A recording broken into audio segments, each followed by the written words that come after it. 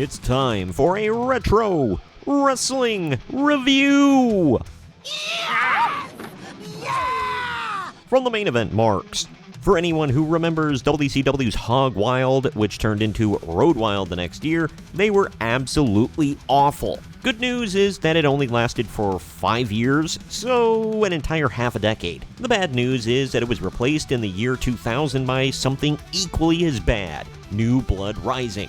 But this time, instead of a mediocre show in front of disinterested bikers at Sturgis who didn't pay to be there, it was in front of a small crowd in Canada who at least paid for admission. Well, some of them did. Why? No clue.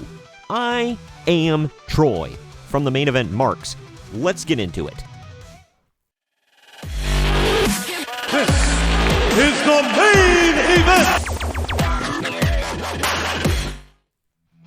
WCW New Blood Rising 2000 took place in Vancouver, Canada, which, as we all know, is barely even Canada, with a disappointing turnout and low buy rate. Despite free tickets being handed out, many fans didn't even show up, highlighting WCW's struggles during this period. The show opened with 3 count facing the Young Dragons in a chaotic 6-man ladder match, which became a bright spot on the card. In total, we see this same match take place in different forms at least 3 to 4 times within a year, but it's still pretty good. Tank Abbott's comedic interference stole the moment, helping 3 count secure the win. This match, although messy, was considered one of the best of the night. The middle portion of the event saw several underwhelming and bizarre matches. Ernest the Cat Miller beat the Great Muta with unnecessary interference, while Buff Bagwell won a Judy Bagwell on a forklift match against Chris Kanyon in one of WCW's most infamous gimmick matches. Yes, they followed up The Cat beating one of the greatest Japanese wrestlers of all time, with Buff Bagwell literally fighting for the custody of his mom.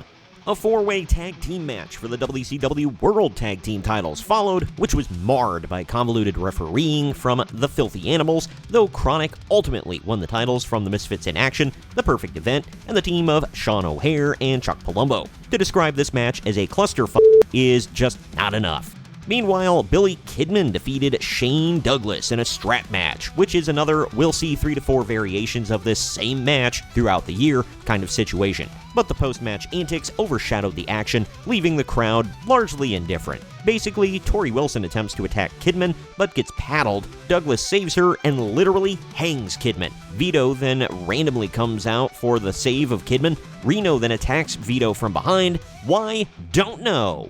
If you thought we were already low enough, no. An extra low point came from the ROTC Rip Off the Camouflage match between Major Guns and Ms. Hancock, which was poorly received due to its awkward execution of this literal mud fight and a possible miscarriage angle with Ms. Hancock. To anyone who doesn't know, this is the infamous Stacy's Baby angle.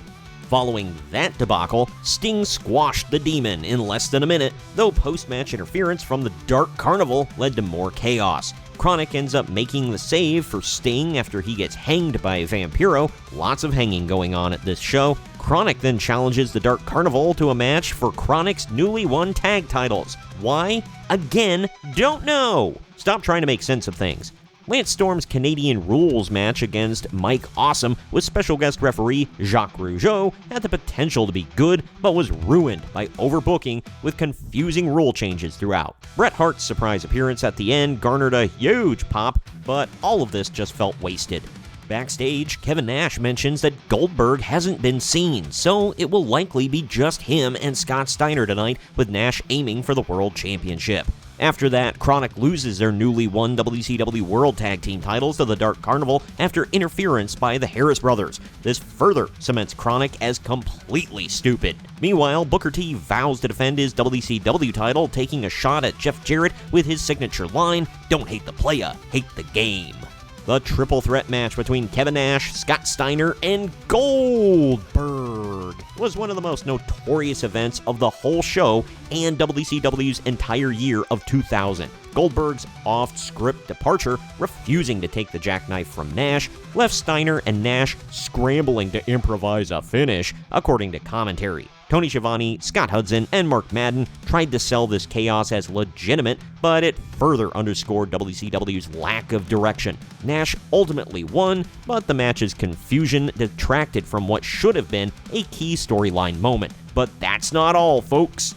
This is the main event! In the main event, Booker T retained his WCW World Heavyweight title against Jeff Jarrett in a solid but clustered match. Go figure, filled with ref bumps and interference. Though Booker's victory was a highlight, the overall show was bogged down by disorganized booking, illogical stipulations, and a general sense of chaos. You know, all the hallmarks of a Vince Russo show. New Blood Rising 2000 became a symbol of WCW's decline, with moments of promise overshadowed by baffling creative decisions. At least this abomination took place in America's top hat and not in the good old US of A. Overall, I gave this garbage show a 4.5 out of 10.